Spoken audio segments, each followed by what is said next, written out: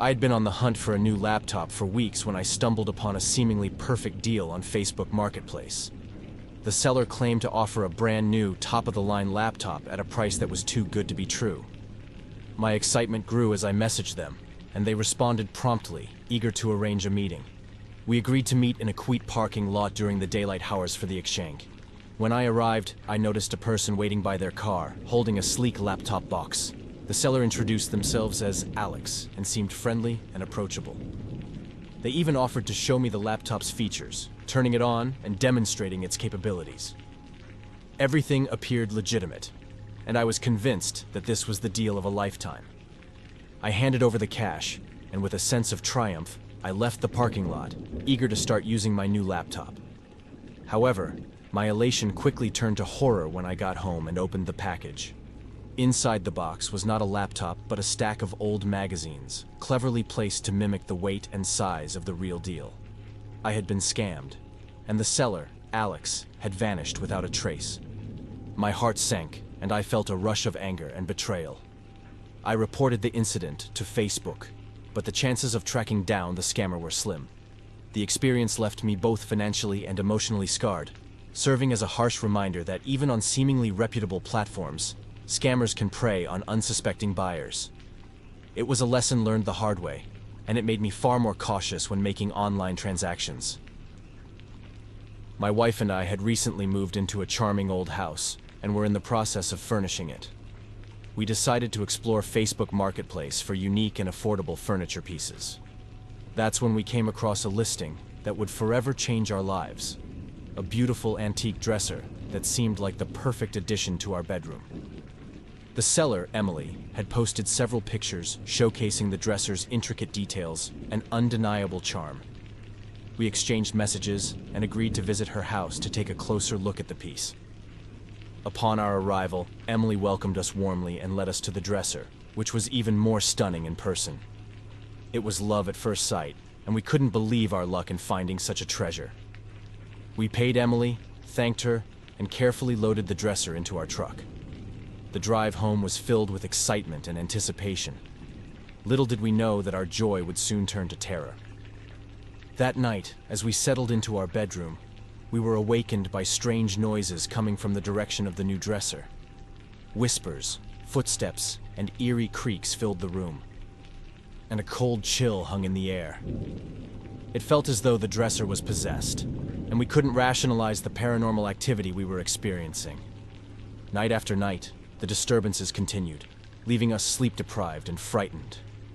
We considered the possibility of a haunted piece of furniture, a notion that seemed absurd at first.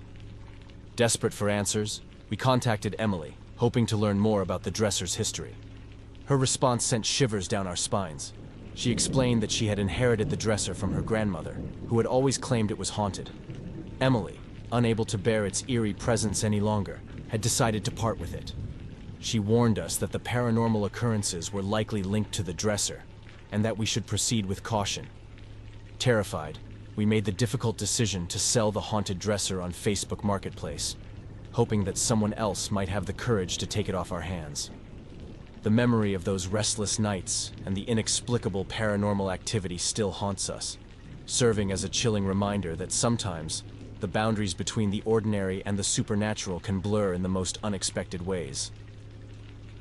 I had recently relocated to a new city for a job and was eager to settle into my new apartment.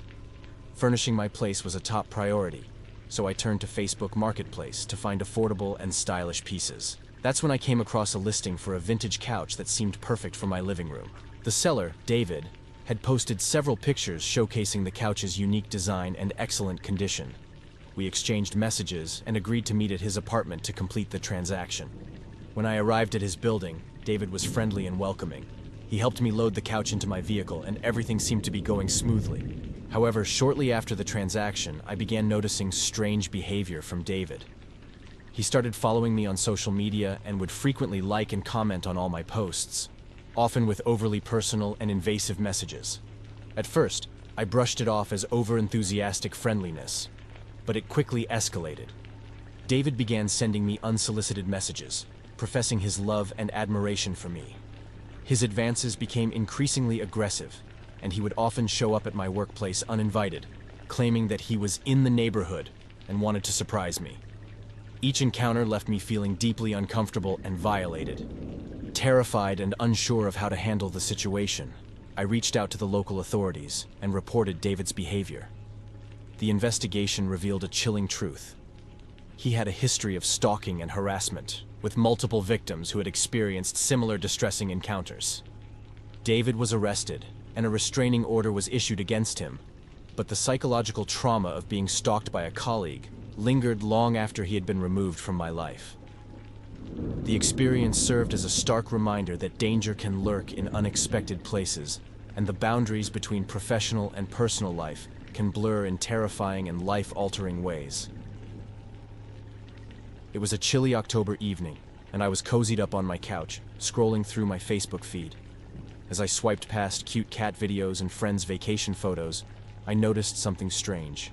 A new friend request from someone I didn't recognize had appeared on my profile. The name was a jumble of random letters and numbers, and their profile picture was just a black silhouette. Curiosity got the better of me, and I clicked on the mysterious request. There was no information on the profile except for a single post that had been made just minutes ago. It read, "I know what you did last summer." I thought it must be some sort of prank or a friend messing with me, so I decided to accept the request and send a joking message back. Minutes turned into hours as I delved deeper into the mystery. The person on the other end started sending me creepy messages, each one more unsettling than the last. They seemed to know intimate details about my life, things I had never shared on Facebook or with anyone online. Panic began to set in as I realized that this wasn't a joke. I decided to block the account, hoping that would put an end to the bizarre messages. But that's when things took a chilling turn. The blocked account began to send me messages from different profiles, each one more sinister than the last. They would reference specific moments from my past, secrets that only a handful of people knew. How could this stranger possibly know these things? My heart raced as I started receiving messages from my closest friends and family, all sharing screenshots of messages they claimed to have received from me. The messages were full of threats and accusations, but I hadn't sent any of them. It was as if my Facebook account had been possessed by some malevolent force. Desperation led me to contact Facebook support, but their responses were slow and unhelpful. Meanwhile, the messages kept coming, and I could feel my sanity slipping away. My relationships with loved ones were strained as they questioned my strange behavior online. I decided to do the only thing I could think of. I deleted my Facebook account altogether. But even that didn't stop the haunting. I started receiving emails with cryptic messages and links to disturbing websites. It felt like the stranger had invaded every corner of my digital life. Months passed, and I lived in constant fear, wondering if the torment would ever end. Eventually, the messages and emails stopped, and I cautiously began to rebuild my online presence. But I couldn't shake the feeling that the horror would return at any moment, and I would once again be at the mercy of the unknown entity that had haunted my Facebook account. To this day, I can't be sure who or what was behind the torment, but the experience left me scarred and wary of the seemingly harmless world of social media. Facebook will never be the same for me, as the memory of that chilling online nightmare continues to haunt my thoughts and dreams.